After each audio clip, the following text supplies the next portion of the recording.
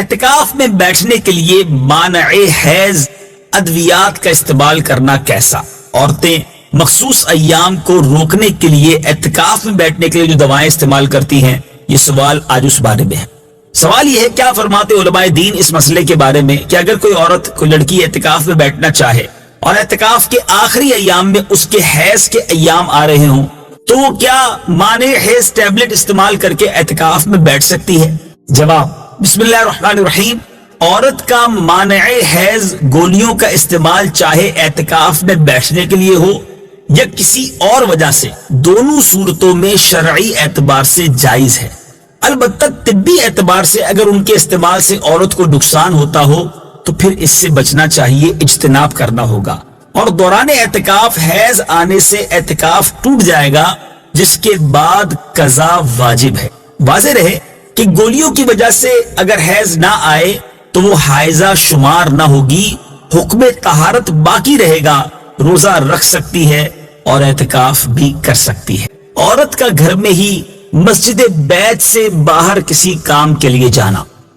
سوال یہ ہے، کیا فرماتے علماء دین اس مسئلے کے بارے میں کہ اسلامی بہن گھر میں جس جگہ اعتکاف کر رہی ہو تو کیا اس جگہ سے باہر گھر کے کسی دوسرے حصے میں کسی کام سے جا سکتی ہے یا نہیں؟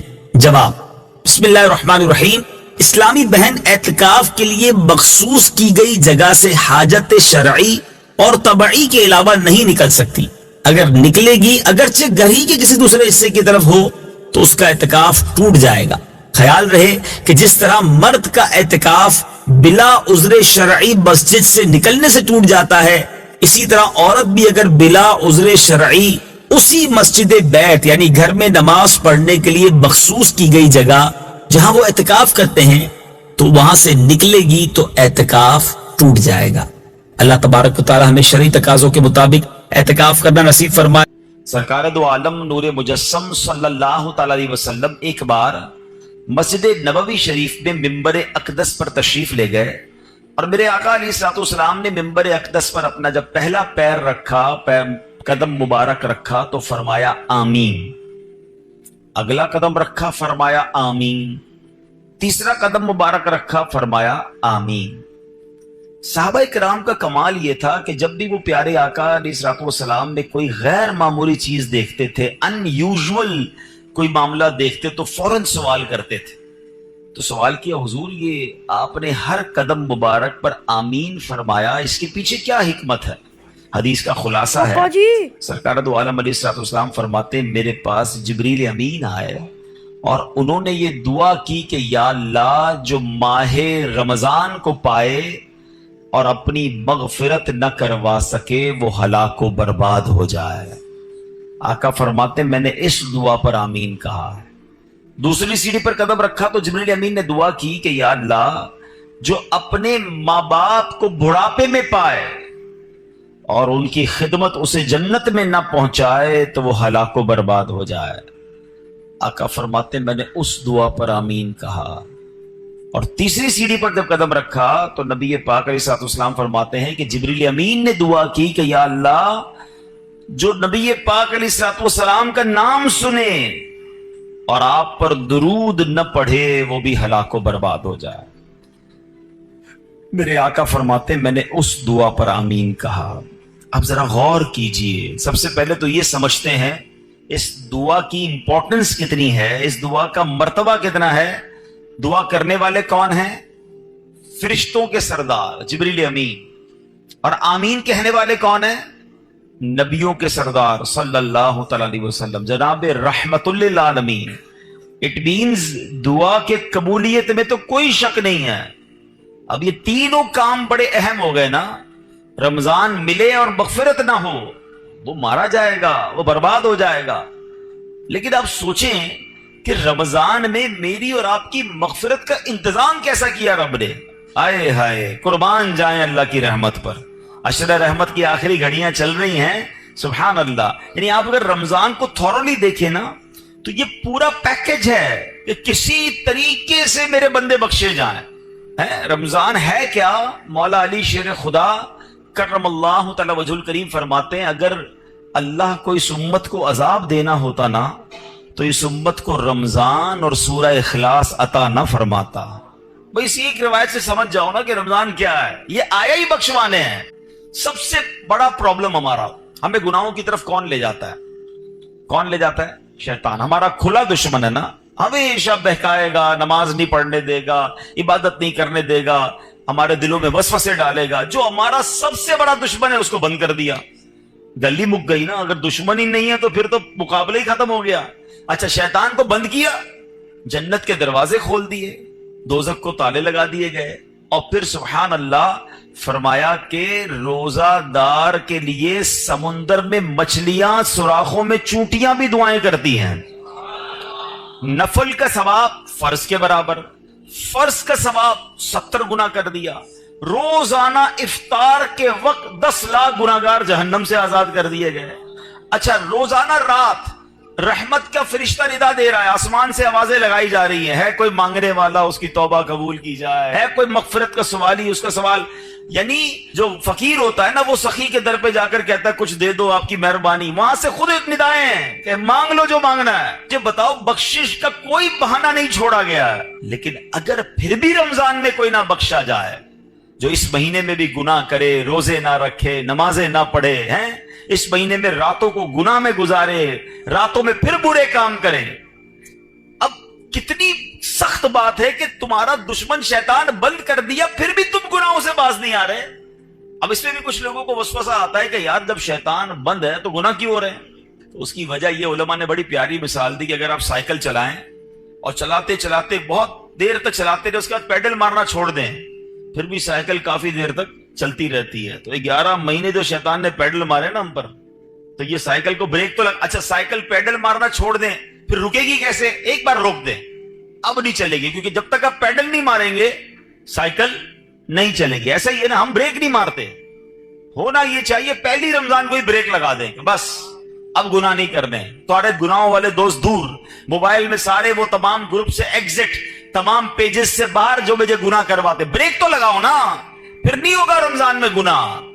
اگر بریک ہی نہیں لگ رہا، ہمیں دوست بھی وہی چاہیے، ہمیں موبائل میں بھی وہی دیکھنا ہے، ہمیں جناب معاذ اللہ ٹی وی میں بھی وہی دیکھنا ہے، تو آپ سوچیں رمضان میں گناہ کی پنشمنٹ بھی زیادہ ہے، اس کی سزا بھی زیادہ ہے، مگر لوگ گناہوں سے باز نہیں آتے رمضان میں۔ ایک حدیث سے اس کی سیویرٹی، اس کی سختی سمجھو۔ حدیث پاک کا مضمون ہے جو رمضان میں ایک گناہ کرے، ایک گناہ، اس کے 1 سال کے اعمال برباد کر دیے جائیں گے۔ ایسا نہ ہو کہ رمضان میں کروڑوں بخشے جائیں اور ہم اپنی بری عادتوں کی وجہ سے مارے جائیں۔ رمضان کی راتیں گناہوں کے لیے نہیں، عبادت کے لیے ہیں۔ رمضان کھانے پینے کے لیے نہیں، یہ تلاوت اور سجدوں کے لیے آیا ہے۔ تو نمبر 1 اس دعا کو یاد رکھنا کہ نبی پاک نے آمین کہا ہے کہ جو رمضان کو پائے اور اپنی مغفرت نہ کروا سکے وہ ہلاک ہو جائے۔ دوسری کیا دعا تھی کہ یا اللہ جو اپنے والدین کو بڑھاپے میں پائے اور ان کی خدمت اسے جنت میں نہ پہنچائے تو وہ بھی ہلاک و برباد ہو جائے۔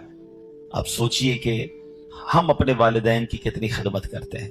جب والدین کی بات چلی ہے نا تو چلے پہلے میں ہماری امی حضور حضرت خدیجۃ الکبریٰ رضی اللہ تعالیٰ عنہا کا بھی کچھ ذکر کر لوں کہ کیا عظیم ہستیاں، 10 رمضان ان کا یوم وصال ہے۔ کمال کی حدیث سنیے گا، بخاری شریف کی حدیث۔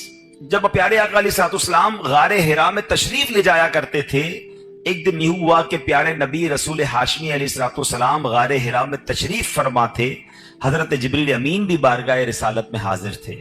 اتنے میں مسلمانوں کی پیاری امی جان رسول اکرم صلی اللہ تعالی علیہ وسلم کی زوجہ محترمہ حضرت خدیجۃ الکبریٰ رضی اللہ تعالیٰ عنہا دور سے آتی ہوئی نظر آئیں۔ آگے کیا ہوا؟ بخاری شریف کی حدیث سے پاک سنیے کہ صحابی رسول حضرت ابو ہریرہ رضی اللہ تعالیٰ عنہ فرماتے ہیں حضرت جبریل امین نے خدیجۃ الکبریٰ رضی اللہ تعالیٰ عنہا کو دیکھا تو عرض کیا، یا رسول اللہ صلی اللہ تعالیٰ علیہ وسلم، یہ خدیجہ آ رہی ہیں، ان کے پاس برتن ہے جس میں کھانا ہے، جب وہ آپ کے پاس پہنچ جائیں تو انہیں اللہ پاک کا بھی سلام دیجئے، میرا بھی سلام کہیے، اور انہیں خوشخبری سنا دیجئے کہ جنت میں ان کے لیے اندر سے خالی یعنی خولدار موتیوں سے بنا ہوا گھر ہے جس میں نہ کوئی شور ہے نہ کوئی تکلیف ہے۔ اللہ کا سلام، جبریل امین کا سلام اور جنت میں گھر کی بشارت۔ جب حضرت خدیجہ نبی پاک کے پاس پہنچی تو پیارے آقا علیہ الصلوۃ والسلام نے فرمایا اللہ پاک اور حضرت جبریل نے تمہیں سلام کہا ہے۔ تو اس کا جواب دیتے ہوئے حضرت خدیجہ نے کیا کہا؟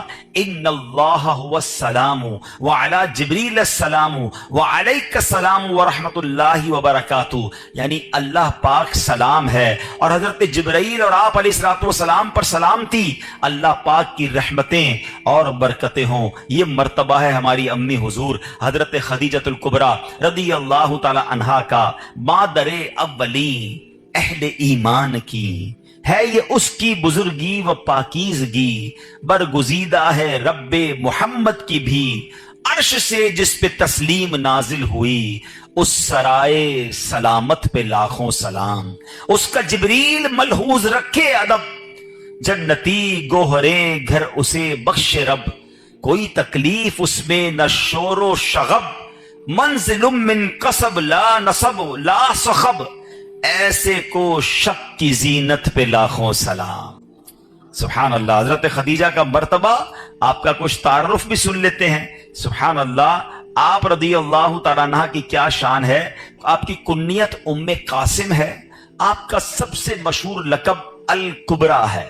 آپ بہت پاک باز، بہت باہمت، بلند حوصلہ، باعزت، اعلیٰ نسب رکھنے والی اور نہایت عقل مند خاتون تھی۔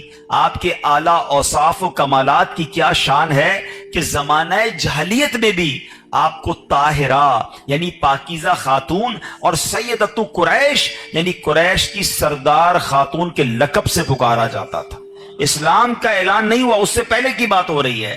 حضرت خدیجہ کا ایک بڑا پیارا لقب صدیقہ بھی ہے۔ نبی پاک علیہ الصلوۃ والسلام نے فرمایا ہذہ صدیقۃ امتی، یعنی یہ میری امت کی صدیقہ ہیں۔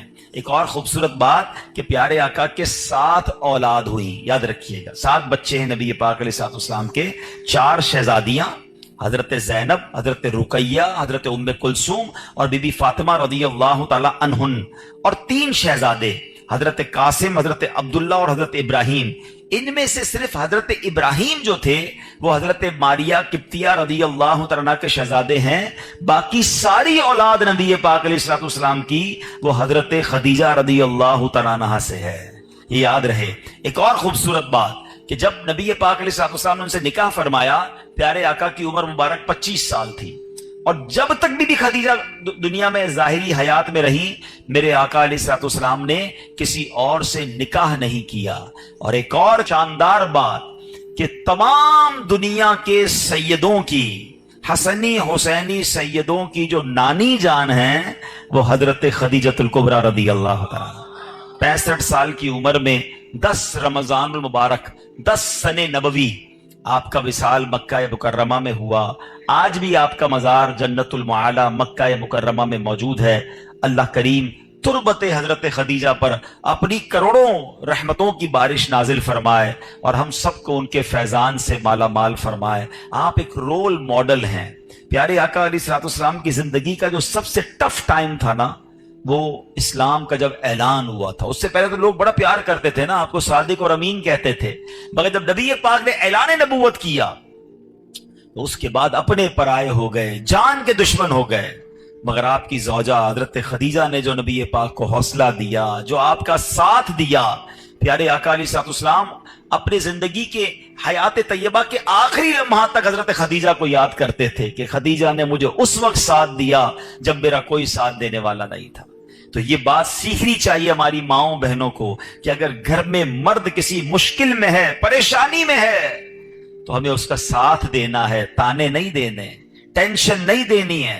اور یاد رکھیں میری وہ بہنیں اور مائیں جو مشکل وقت میں اپنے شوہر کا، اپنے بھائی کا، اپنے والد کا ساتھ دیتی ہیں، وہ اللہ انہیں سکھ کے دن ضرور دکھاتا ہے۔ اور جو ہم نے سنا، آدھی پھر آتے اس دعا کی طرف، حضرت جبریل نے دعا کی کہ جو اپنے ماں باپ کو بڑھاپے میں پائے اور مغفرت نہ کروا سکے وہ ہلاک ہو جائے۔ تو اس سے سوچنا یہ ہے اس سے سمجھنا یہ ہے کہ ماں باپ کی کتنی خدمت کرنی ہے، ماں باپ کی کتنی دعائیں لینی ہیں۔ میں آج ایک تحدیث نعمت کے لیے، شاید کسی کو یہ بات ترغیب کے لیے مل جائے، اس لیے بیان کرنے جا رہا ہوں۔ میرے ابو جان تقریباً 30 محرم کو آپ کا وصال ہوا، اللہ پاک ان کی بے حساب مغفرت فرمائے۔ ہمیں یہ ضرور اطمینان ہے کہ محرم کے اسی مہینے میں عاشورے میں انہوں نے عمرہ بھی کیا تھا، اور حدیث پاک ہے کہ ایک عمرہ دوسرے عمرے تک گناہوں کا کفارہ ہے۔ والد صاحب نماز کے لیے گھر سے نکلے تھے اور راستے میں چوٹ لگی، اور اسی چوٹ سے وہ پھر دنیا سے چلے گئے، واپس نہ آ سکے۔ تو جو راہ خدا میں نکلتا ہے، اللہ پاک اس کو، اس سے اچھی کیا موت ہوگی کہ نماز کی حالت میں وہ تشریف لے گئے۔ لیکن میں نے یہ سوچا کہ ماں باپ تو چلے گئے، اگر ماں باپ حیات ہوتے تو ہم ان کے ساتھ کوئی افطار تو کرتے نا، ان کی کوئی افطار کی دعوت تو کرتے۔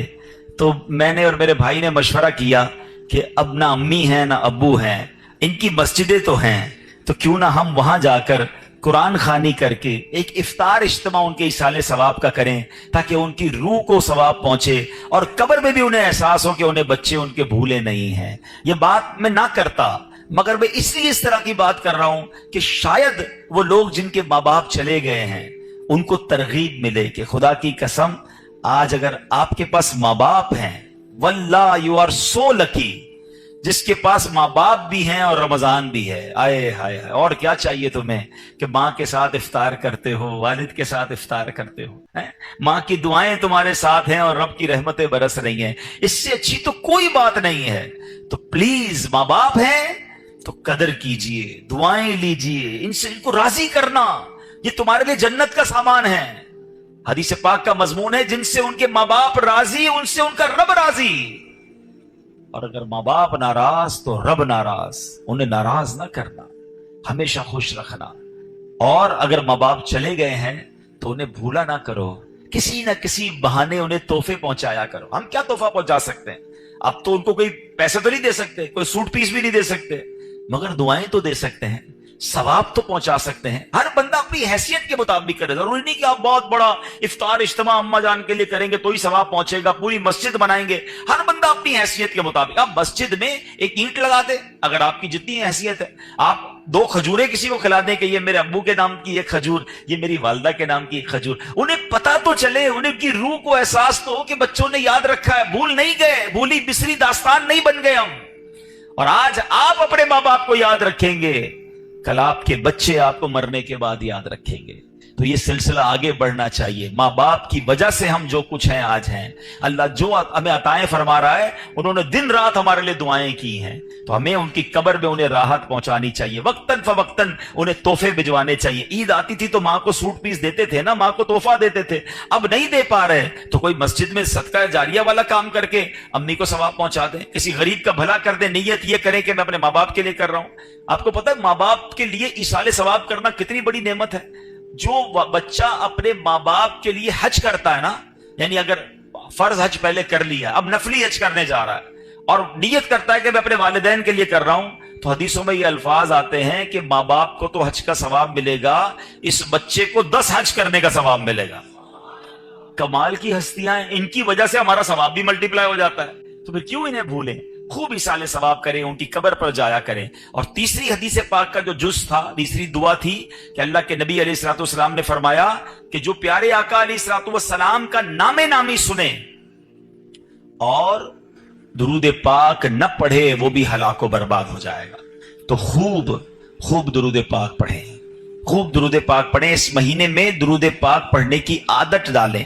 علماء نے یہ بڑا آسان کر دیا ہمارے لیے کہ اگر ہم کبھی نبی پاک علیہ الصلوۃ والسلام کا نام سنیں اور درود پڑھنا بھول گئے تو علماء کہتے ہیں دن میں ایک مخصوص تعداد میں درود پاک پڑھ لیا کرو، 100 بار، 200 بار، 300 بار، تو پورے دن میں جتنی بار بھی نام نامی سنا ہوگا، لیا ہوگا، درود نہیں پڑھ سکے تو اب جو یہ پڑھو گے یہ پڑھنا قائم مقام ہو جائے گا۔ تو اللہ کریم سے میں دعا کرتا ہوں کہ رب کریم ہمیں ماہ رمضان کی قدر نصیب فرمائے، اپنے والدین کی قدر نصیب فرمائے، ہمیں درود پاک کی کثرت کرنے کی توفیق عطا فرمائے۔ رمضان میں تراویح میں جینا چرایا کریں۔ کچھ لوگوں کو دیکھا ہے شروع میں 3-4 دن آتے ہیں پھر غائب ہو جاتے ہیں، یا 2-5 روزہ 10 روزہ تراویح پڑھ کے سمجھتے ہیں تراویح معاف ہو گئی ہے۔ تراویح سنت موقدہ ہے۔ آپ کو پتہ ہے تراویح کا ثواب کتنا ہے؟ رمضان میں ہر سجدے پر اللہ کریم 1500 نیکیاں عطا فرماتا ہے. ہر سجدے پر جنت میں سرخ یاقوت کا ایک گھر عطا کیا جاتا ہے. ہائے ہائے ہائے، اتنی اللہ نے رحمتیں آسان کر دی. پھر ہم تراویحوں سے بھاگ جاتے ہیں. تراویح بھی پڑھیں، نوافل بھی پڑھیں، تہجد بھی پڑھیں، اللہ توفیق دے اشراق چاشت بھی پڑھیں، رغبت کریں. یہ وقت آیا. آپ کو پتا ہے پچھلے رمضان میں کئی لوگ ہمارے ساتھ تھے، کیا پتا اور آج نہیں ہے، کیا پتا اگلے رمضان میں ہم نہ ہوں. تو اس رمضان کو اپنا آخری رمضان سمجھیں اور خوب عبادتیں کر لیں. یہ بخشوانے آیا ہے تو کر لیجئے جتنی نیکیاں کرنی ہیں.